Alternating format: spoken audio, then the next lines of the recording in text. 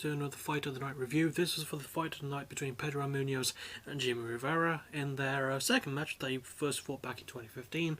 It was a split decision win for Munhoz and did not get Fight of the Night awards, but this one did, so I'm here to talk about it, try to explain what happened round by round as best as I can, and we're going to see where we wind up, so here we go.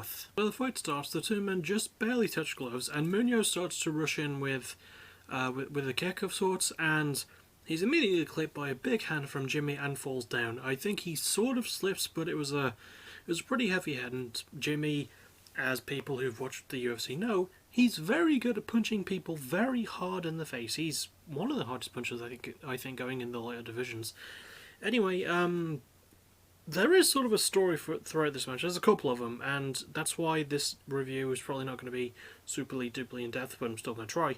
So, Munhoz does wind up backing Jimmie Rivera down quite a bit. This becomes more apparent as the fight goes on, and we'll talk more about that when it comes. But for the most part, yeah, in round one, it's quite close. Jimmie is landing a lot of really big shots. Munhoz is doing some really good countering. He's got some really good defense as well. He's doing a great job of blocking a lot of Jimmie's shots.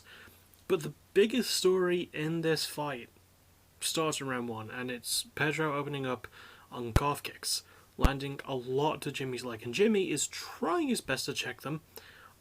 He's even throwing a couple of his own. There's even a moment in round one where they both throw the same right calf kick and kick each other in the right leg, which was actually kind of a fun exchange. It's very difficult to say who fully won round one. Jimmie had really good boxing combos, as he always does, but Pedro set a lot up with his calf kicks, and this would be something that will carry on in rounds 2 and 3, which I'll talk about in a moment. But yeah, the first round is very, very even between the two. In terms of like the strikes, or significant strikes rather, round one is very close, slightly in favour of Munhoz, which is easy to see why. He's pressuring Jimmie a lot more. He's not throwing as many hard punches as Jimmie is, but he's still throwing more punches in terms of volume, and the calf kicks are probably the biggest thing he has going for him. So we move on to round two. Round two begins, and it's sort of the same as round one, minus the thing of Munhoz almost falling down within the first 5 seconds because he was punched really hard by Jimmie. However, there is a bit of difference, because in the corner between fights, Jimmie said to one of his cornermen, Luis Gaudino, who I wish was never let go from the UFC, and I want to see him back in it at some point. Anyway, Jimmie told Luis that his left leg was basically buggered. So, yeah, he tries to stay off that for this round because it was really hurting by the throughout the course of round one, pretty much since Pedro started landing those calf kicks. And yeah, Jimmie was definitely feeling the pain. He was walking a bit slower. He was trying to jump up and down a bit more to shake off the pain. But Pedro saw that and he kept going for it, and there was a lot of moments in round two where he landed it and Jimmie would like slip and buckle. You know, there's a moment I think where he goes for like a takedown or something, but it gets reversed because he was trying to look for the takedown to try and counter the calf kicks, but Pedro reversed it and went for a heel hook on the leg that he'd been calf kicking. That was fucking psychology 101. That was actually really, really intelligent from Pedro to be able to turn one of Jimmie's better assets, which is his wrestling, against him and try and turn it into that submission. Eventually the two men did break and they got back up onto their feet, and the left foot of Jimmie was still very much in pain because he'd been kicked in the calf a lot by Pedro, and Pedro would keep winging those. He had learned some really good combos as well. I think round two is the least close of all three, if I'm being honest. Pedro would just keep pressuring Jimmie, opening it with some good combos, setting up his jab really well. Jimmie tried to throw a good couple of jabs, but Pedro was just there a bit quicker than Jimmie was. And again, the calf kicks, there all day. Jimmie was slipping, he was sort of tumbling down a bit. He was in a lot of pain, and he was trying his best to brave through it, and he does, credit to him. And now we move on to round 3, the third and final round. Then we move on to round 3, the last round of the fight, and yeah, sort of a similar story to round 1. Jimmie is actually, believe it or not, he actually opens this round by just going for a massive flurry and landing a lot of punches because he knows he's backing away too much, and the fact that he's been kicked in the calf, yes, I brought that up a lot of times, but he was kicked in the calf a lot of fucking times. You know, the fact that he was backing up, he knew that, and he had to put the pressure on Pedro. But it's kind of hard to do when your leg is almost broken in half. By this point, his left calf was swelling, it was bruised really badly, and it would get worse as the third round went on. Oh man, I hate to think about it, but damn. I should actually talk more about the fight. So yeah, Pedro kept up that pressure and managed to roll with the punches that Jimmie was throwing at him, landed a couple of his own. There was a moment where Jimmie landed a clean left uppercut, managed to sneak it under Pedro's guard, which was pretty smart of him, because Jimmie, he more throws just to knock you out rather than to hit you, I guess. That is sort of a weakness of his. He's got really good punches, but he's never been the most accurate fellow, shall we say. However, he did land some good ones, especially in round 1, and he landed a good few in round 3 as well. There was a moment where he did sort of get a slip on Pedro in round 3, I think, or it might have been in round 2. However, Pedro managed to get right back up with him and just keep landing those calf kicks, and it got to a point where Jimmie was being felled by more of those calf kicks. He got knocked down a couple of times by them in round 2, even more in round 3, and he slipped, and there was a point where he was trying to get up and he just looked like he did not want to. Like, I'm pretty sure his leg would have exploded. His knee was bruised terribly, his calf swelling and red, and damn, Jimmie is a... Jimmie lost the fight by unanimous decision, but he was a goddamn hero, okay? And he powered through it all.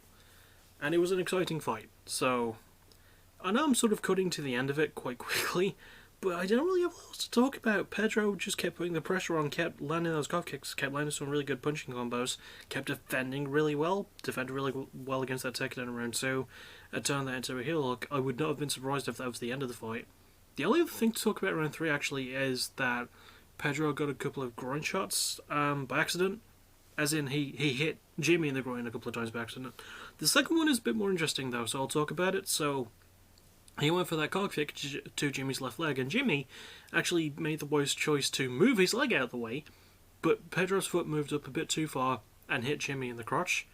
And when they broke, because Herb Dean was the ref, and when they broke for the break so Jimmie could try and recover from that, Herb told Pedro to watch his fingers. Like, it wasn't an eye poke, Herb, that got Jimmie. It was a kick to the penis. To the cupped penis, but still to the penis. All in all, this was a hell of a fight. A really good way to return after the last couple of UFC cards did not have a fight of the night to really speak about. I absolutely agree with Pedro winning. Unanimous decision, absolutely. Like, if all 3 rounds were more like round 1 and it was a bit closer, I think Jimmie might have been in with a better chance, but Pedro played it really intelligently, going for those calf kicks again. I know, keep bringing them up, but he just destroyed Jimmie's left leg basically, but Jimmie looked like a goddamn hero and tanked through it and just kept going and going. He didn't lose a lot of power in his punches, because people forget this when it comes to MMA and just the stand-up game in general, but a lot of the setups go to the hips. If you're turning your hips into a punch, you need good power in your legs. It's very hard to get good power in your legs when your left leg has been destroyed, or either leg has been destroyed, by a bunch of calf kicks over a 15-minute fight. So I would like people to keep that in mind. Still, this was a hell of a brawl between these two. Not really going to be in my top 10, but I did enjoy it more than I was expecting to. And I would be down for a third match between these two. I've not seen the first one, I don't think. Obviously this one was really good. If they do a third, I wouldn't be mad about it. And I will sign off, but first I want to say thank you to everyone who tuned in to Heat of the Moment 3 on Friday.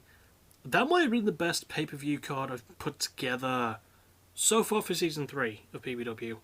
And speaking of, I have a massive announcement, and I want to thank my friend Graves for bringing it up. So, yeah, the Violent Delights pay-per-view is only a couple before Defy the Gods, and I was initially thinking that Violent Delights would just be an all Extreme Rules pay-per-view, because it's cross-brands. Both PBW and AVW, only AVW's hardcore brands, would both be on there, and just, hash it out with weapons or whatever they want. And I was thinking, what if I step that up, though? What if I made the Golden Path Tournament take place in Violent Delights, and all fights are a different variation of Extreme Rules? And the finals, the finale, because there'll be 8 women from PBW on one side, 8 women from AVW on the other, they'll both go to the finale, and the winner of... And that fight, by the way, will be 2 out of 3 Falls Count Anywhere with Extreme Rules, And the winner of that, depending on who it is, will be able to challenge for their brand's women's championship at Defy the Gods. I think that's a pretty fucking good plan, and once again I want to say thanks to Graves for helping me iron it out a bit more, because I had some basics and he was like, yeah, this would be better. I was like, actually, yeah, it would be better, yeah. So that's what you're going to get, but that's going to be a while. Next pay-per-view is going to be Reverence, which is going to be a few weeks, so I've got to get to work on the weekly cards for that. But still, yeah, about this Fight of the Night, really liked it. I don't think it's going to be in my favourites, but then again, I haven't had a lot that are going to be, except for the one I didn't review. So I'll see you all probably tomorrow, because I have a new Music of the Week episode I want to do. Tuesday for possible PBW vs ABW stream, PBW vs AVW stream, if I can talk, and maybe Wednesday for a game review, because I've got my Just Cause 4 review all written and done, and I want to get it like recorded and put out. So that's the plan. It might change. Also tomorrow I'm going to start working on the system of a damn backtracking episode. So yeah, gonna be a lot of stuff. But I'll see you all for whatever's next. As always, thank you for watching. You're awesome. Bye bye.